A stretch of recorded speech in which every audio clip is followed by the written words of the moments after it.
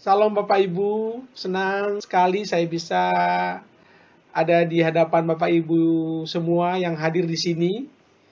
Meskipun hanya melalui online atau lewat aplikasi Zoom meeting ini. Dan apa kabar Anda semua?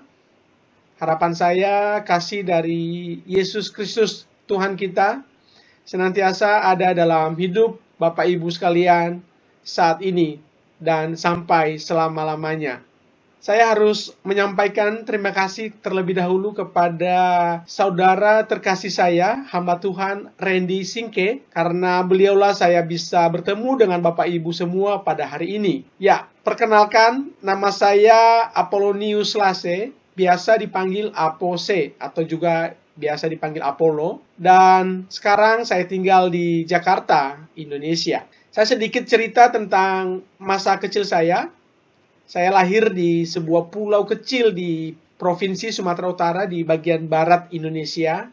Namanya Pulau Nias. Barangkali Bapak Ibu bisa cari tahu nanti pulau itu ada di mana. Nanti bisa melihat bagaimana indahnya pulau kecil ini dengan tradisi lompat batu dan juga dengan surfing yang bagus sekali. Dan saya melewati masa kecil dan sekolah dasar SMP sampai SMA di Pulau Nias, dan akhirnya karena tidak bisa kuliah, saya lalu pergi merantau, dan saat ini saya bekerja di sebuah media massa atau surat kabar terbesar di Indonesia, yaitu surat kabar terbit pagi harian Kompas. Barangkali Bapak Ibu pernah mendengar nama media ini ya, dan juga media ini bisa diakses, barangkali ada ya Bapak Ibu yang ingin intip-intip, bisa diakses di kompas.id.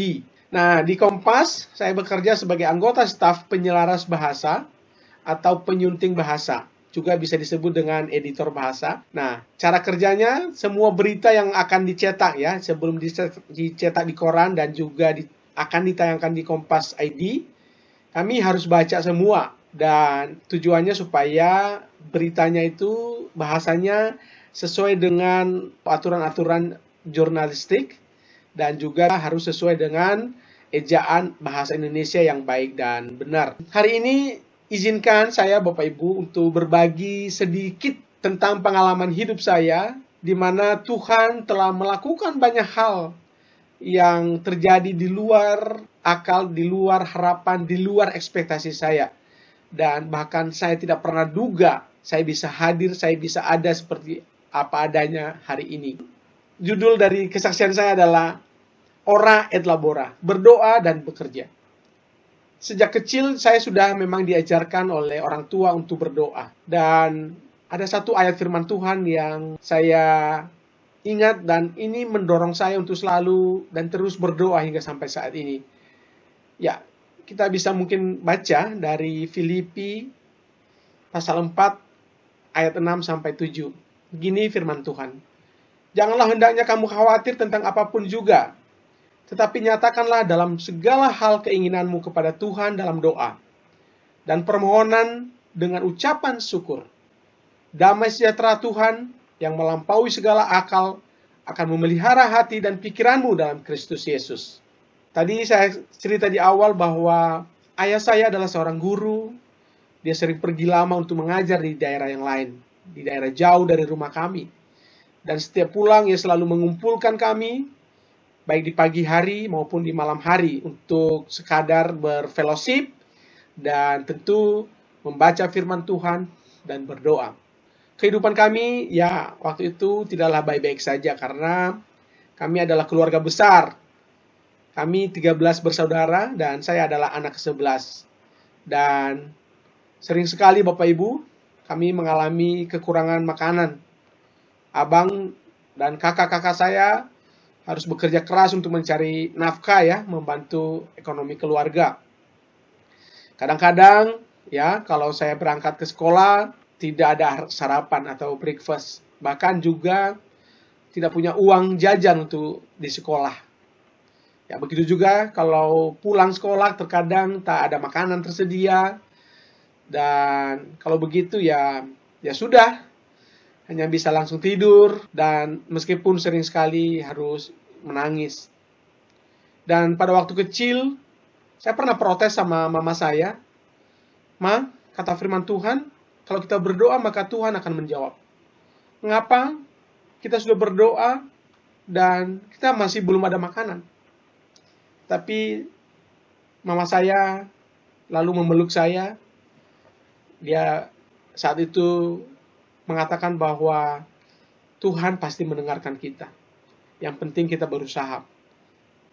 Mama saya peluk saya dan dia berdoa, "Tuhan Yesus, kami butuh makanan dan kami tidak punya apa-apa.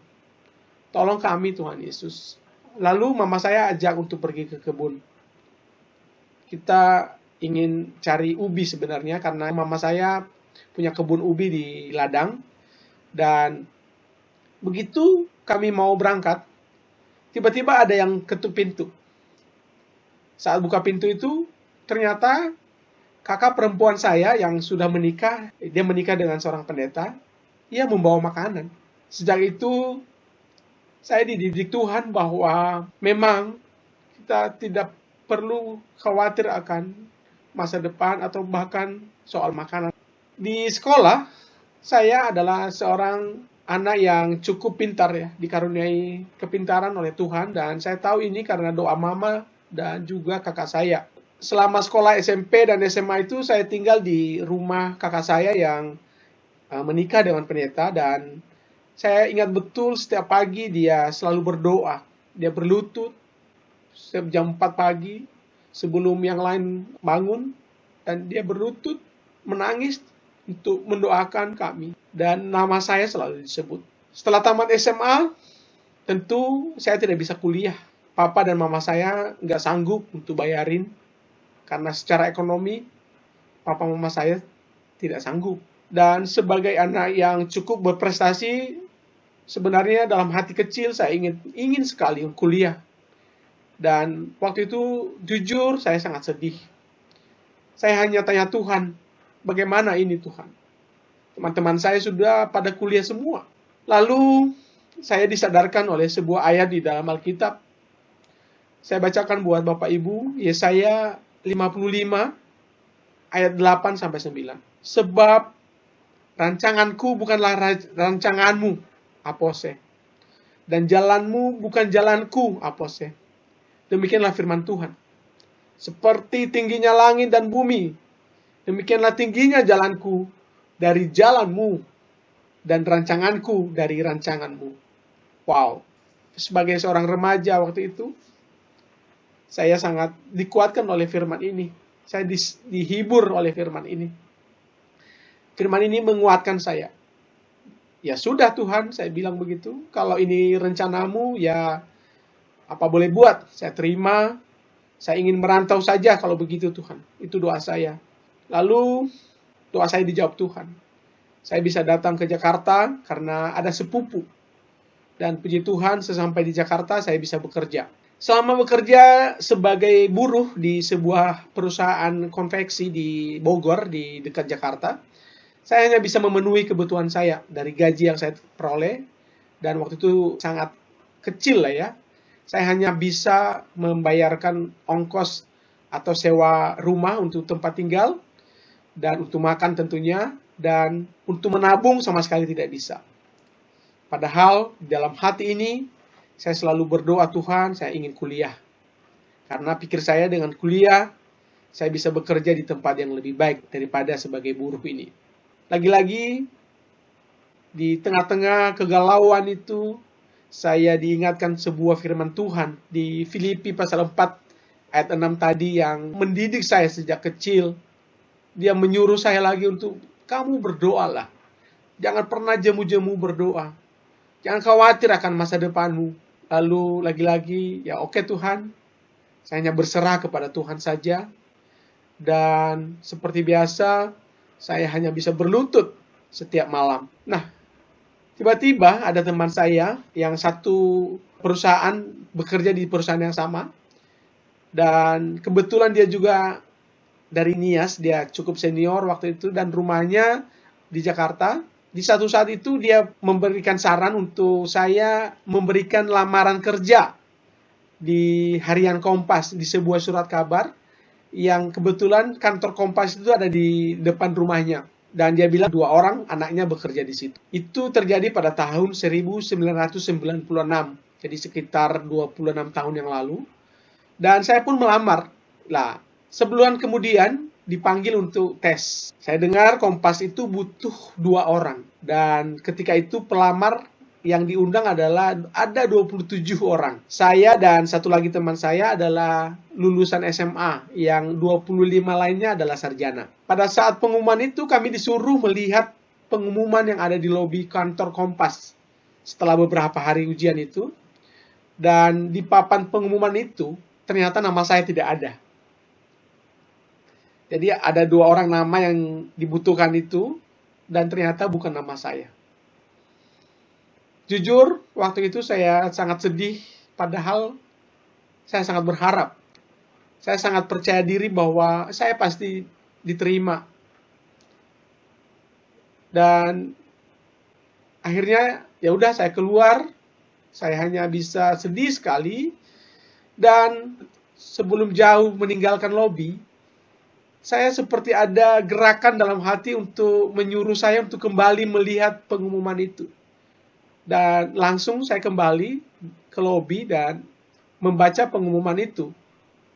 Mata saya menyisir dari atas ke bawah dan ternyata ada catatan kaki, ada footnote di pengumuman itu. Ada tulisan begini, untuk nama Apollonius Lasse, dan disebut satu lagi nama teman saya, namanya Gary Irawan. Kami akan menghubungi lebih lanjut untuk tes kerja. Ketika membaca itu, saya langsung keluar dan cari tempat kosong, Bapak Ibu. Saya teriak sekencang-kencangnya. Terima kasih Tuhan Yesus. Terima kasih. Doa saya seperti sudah dikabulkan Tuhan. Padahal masih belum tentu juga dipanggil kan. Tapi saya beriman teguh bahwa Tuhan tidak akan pernah mempermalukan saya. Jujur waktu itu air mata saya mengalir. Luar biasa Tuhan Yesus kita. Yes, Tuhan, luar biasa. Singkat cerita, sebulan kemudian saya dipanggil untuk ke tes kerja. Dan Bapak Ibu tahu, ternyata 2 orang yang dipanggil sebelumnya itu, yang namanya ada di pengumuman itu, tidak lolos Bapak Ibu. Tidak lolos tes kerja. Bayangkan kalau mereka berdua itu lolos dan diperpanjang. Tentu saya dan teman saya itu yang ada di footnote tidak akan jadi bekerja. Akhirnya saya disuruh mulai bekerja dan saat ditanya, ini kan kerja malam, kamu siap? Langsung saya jawab, siap. Sudah seperti tentara saja. Dan pertolongan Tuhan terus tersedia buat saya dan tentu buat kita semua yang selalu setia kepada Tuhan. Setia berdoa kepada Tuhan. Karena saya sudah tahu bahwa Tuhan bersama saya tidak pernah khawatir lagi. Tugas saya hanya berdoa dan berusaha. Demikian juga Bapak Ibu. Tugas Bapak Ibu adalah berdoa dan tentu harus berusaha. Doa saya untuk kuliah akhirnya dijawab Tuhan juga. Bahkan saya kuliah itu Bapak Ibu setelah menikah. Dan saya sudah punya anak 1. Sebagai pengikut Kristus yang dipercaya Tuhan untuk tinggal di Indonesia, saya sangat bersuka cita dan bangga. Dan saya terus berusaha untuk menghidupi firman Tuhan untuk hal-hal kecil sekalipun. Bapak Ibu, sebagai orang yang percaya kepada Kristus, kita mungkin dan pasti sering kali gamang, sering sekali khawatir. Dan mungkin kita tidak tahu harus bersikap apa di tengah-tengah situasi dunia seperti sekarang ini. Sesungguhnya kita diminta Tuhan untuk menjadi terang dimanapun kita berada. Jangan perlu takut menunjukkan bahwa kita adalah pengikut Kristus. Namun juga kita tidak perlu berlebihan atau berekspresif secara berlebihan. Misalnya kebiasaan berdoa sebelum makan di depan umum, dimanapun akan saya selalu lakukan. Menyapa orang dengan kasih, menyapa orang dengan senyum, bahkan mendoakan orang lain, memberikan pengampunan. Intinya, karakter Kristus mesti kita tunjukkan kepada dunia. Saya sedikit cerita ketika bekerja di konveksi di daerah Bogor waktu itu. Saya dan beberapa teman mengumpulkan semua teman-teman yang beragama Kristen dan Katolik. Kami bersekutu dengan mengadakan doa serta sharing firman Tuhan setiap hari Jumat saat saudara-saudara kita atau teman-teman karyawan yang lain sedang melaksanakan sholat Jumat. Hal yang sama juga saya lakukan ketika saya bekerja di Harian Kompas. Kami mengadakan persekutuan doa di hari Jumat. Dalam persekutuan doa itu, kami sharing firman Tuhan dan kami mendoakan perusahaan kami. Kami saling menguatkan di antara kami sendiri, dan ketika di antara kami ada masalah, kami saling mengingatkan untuk terus bekerja sebaik-baiknya. Ya, ini diilhami juga oleh firman Tuhan dalam Kolose pasal 3 ayat 23. Saya bacakan buat kita. Apapun juga yang kamu perbuat, perbuatlah dengan segenap hatimu, seperti untuk Tuhan dan bukan untuk manusia. Dari firman Tuhan ini, kami dikuatkan dan kami saling mengingatkan agar dimanapun bagian kita, dimanapun kita bekerja dalam perusahaan ini, kita harus melaksanakan atau melakukan pekerjaan kita dengan sebaik-baiknya, seperti hanya untuk Tuhan. Dan demikian juga di rumah, Bapak Ibu, saya selalu berusaha untuk mengajak keluarga setiap pagi dan setiap sebelum tidur, kami ada waktu untuk bersekutu dengan Tuhan.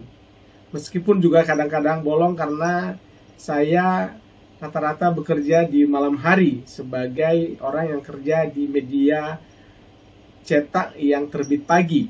Nah, anak pertama saya, Nicholas, yang sedang kuliah di Malang atau di luar kota, selalu saya telepon atau saya video call untuk sekedar berdoa beberapa menit sebelum melaksanakan kegiatan pada hari itu.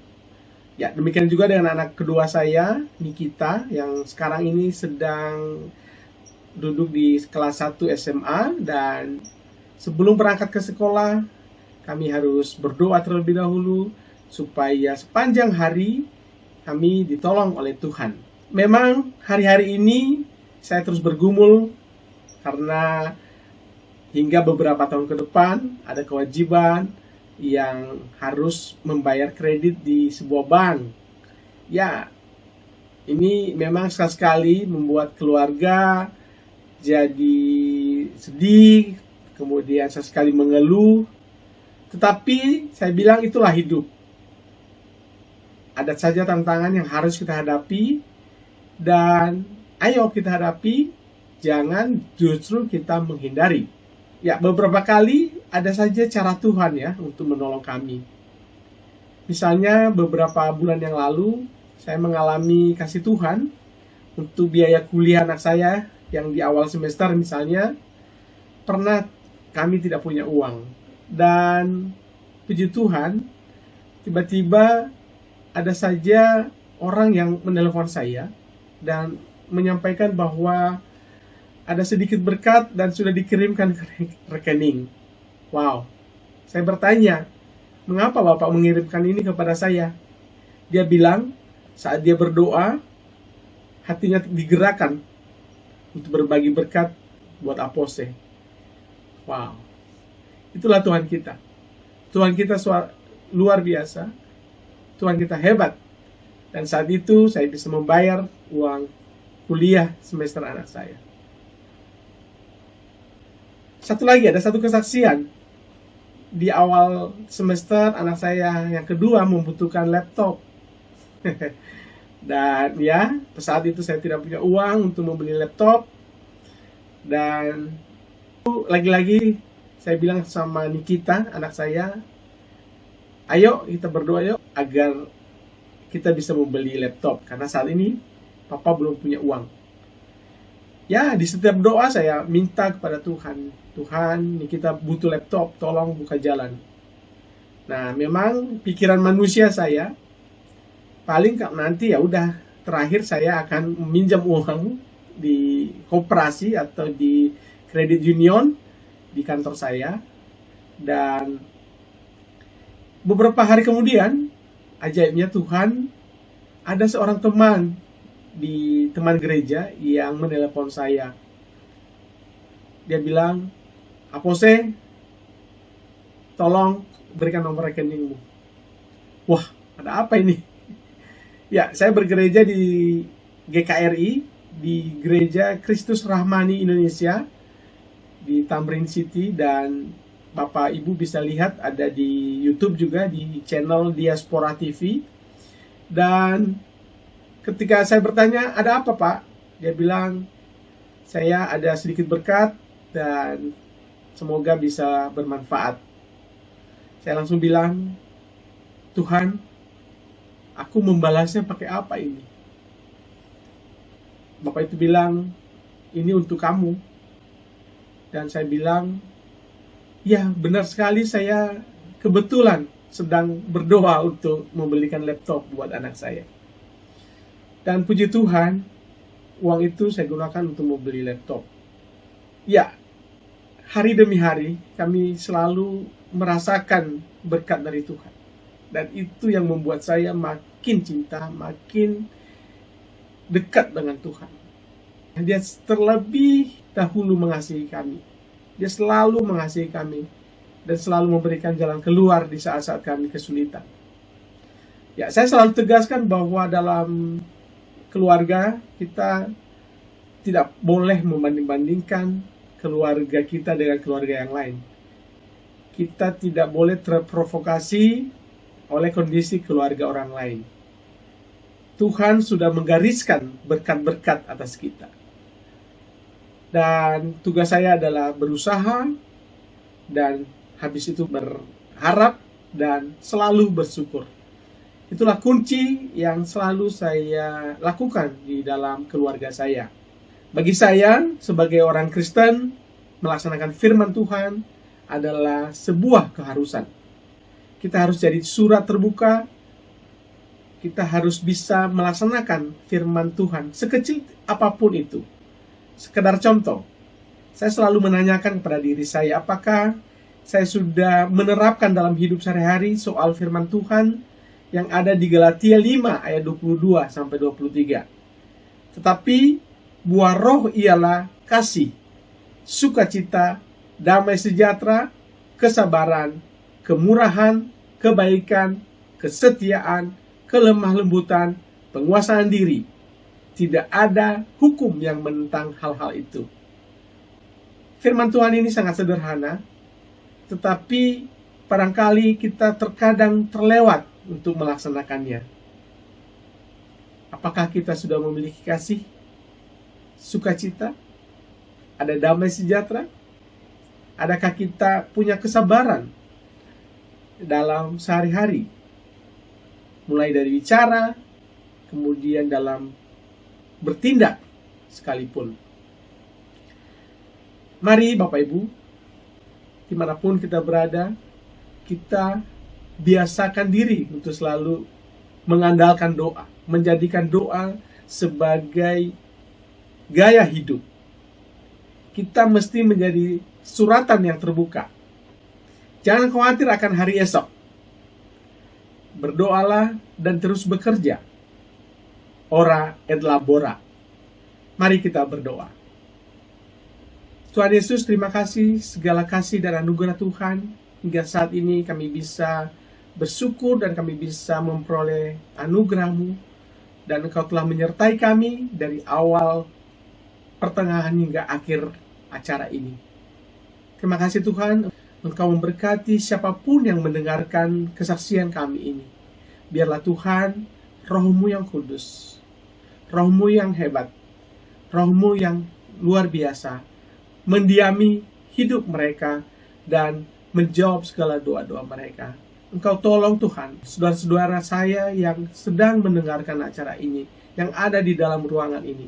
Tuhan Yesus, biarlah kasih setiamu menyertai mereka, menyertai keluarga mereka, menyertai mereka dalam segala pekerjaan mereka. Biarlah Tuhan, Engkau juga mendengarkan doa-doa kami. Terima kasih Tuhan. Biarlah kasih setiamu senantiasa ada dalam hidup kami dari sekarang hingga sampai selama-lamanya. Haleluya. Amin.